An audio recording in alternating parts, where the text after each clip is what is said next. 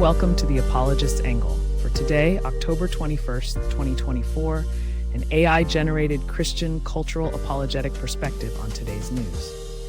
This podcast is based directly on the writings of the Christian cultural apologists discussed, but like all AI, it can make mistakes. In the news today, here's a summary of the article. Donald Trump made headlines again with his comments at a town hall event in Pennsylvania, where he attacked Kamala Harris, calling her an unhinged and unstable candidate. The Harris campaign responded quickly, labeling Trump as focused on his own petty grievances and tired playbook of division.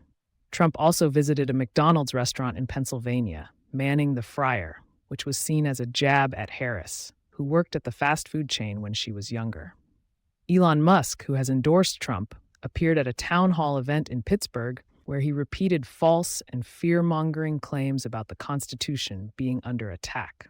He also announced that his political action committee would give $1 million every day until the presidential election to someone who signs a petition backing the First and Second Amendments. Democratic governors from Pennsylvania, Wisconsin, and Michigan delivered their closing pitches for Harris on Sunday morning talk shows, highlighting her policy agenda and differences with Trump. Republicans appearing on the same shows tried to control the message after Trump's vulgar rhetoric at a Saturday night rally in Pennsylvania. Some, like Lindsey Graham, lost their composure when questioned about it, while others, like Mike Johnson, avoided addressing the issue directly. Early in-person voting is underway in numerous states, with voters in Georgia setting a first-day turnout record on Tuesday. Polls have the candidates in a virtual dead heat just 16 days before the election. Commentary inspired by the writings of D.A. Carson, The Politics of Division and the Gospel of Reconciliation. As the presidential campaign enters its climactic final stage, the rhetoric has reached a boiling point, with each side seeking to outmaneuver the other in a battle of insults and recriminations. But amidst all the din, it's easy to overlook that there are more profound issues at play here. Issues that strike at the very heart of what it means to be a Christian in politics. As D.A. Carson observes in his work For the Love of God, the Bible's perspective on politics is far more multifaceted than most people realize, and it cannot be reduced to simplistic labels such as conservative or liberal. Yet this is precisely what we see unfolding in our public discourse today, a stark reduction of complex issues to petty squabbles and partisan posturing. Consider, for instance, Donald Trump's recent comments about Kamala Harris. His attacks on her character and stability are not just personal. They reflect a fundamental worldview that views politics as a zero-sum game where one side must triumph at all costs.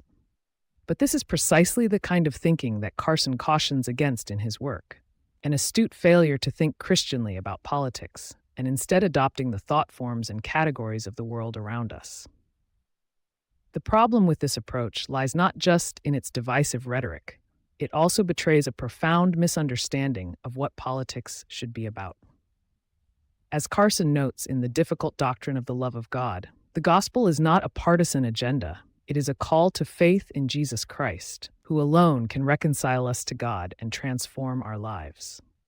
In other words, the ultimate goal of Christian politics should not be to win power or influence, but to bear witness to the love and redemption of Christ. This is why Elon Musk's recent comments about the Constitution being under attack are so misguided.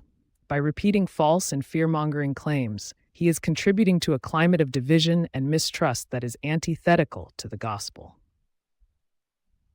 And by offering financial incentives to those who sign a petition backing certain amendments, he is perpetuating a politics of transactionalism, where support for a particular policy or candidate is traded for material gain. In contrast, the Democratic governors from Pennsylvania, Wisconsin, and Michigan offered a vision of politics that is more in line with the gospel. By highlighting Harris's policy agenda and differences with Trump, they were not just trying to win votes, they were seeking to bear witness to a different way of doing politics, one that prioritizes empathy, compassion, and justice. As we enter the final stretch of this campaign season, it's worth asking ourselves what kind of politics we want to support. Do we want to perpetuate a culture of division and recrimination, or do we want to seek a more nuanced and Christian approach? As Carson notes, Christians must learn to think Christianly about politics, not just adopting the thought forms and categories of the world around us, but instead seeking to bear witness to the love and redemption of Christ. This is the only way that we can truly build a politics of reconciliation and hope.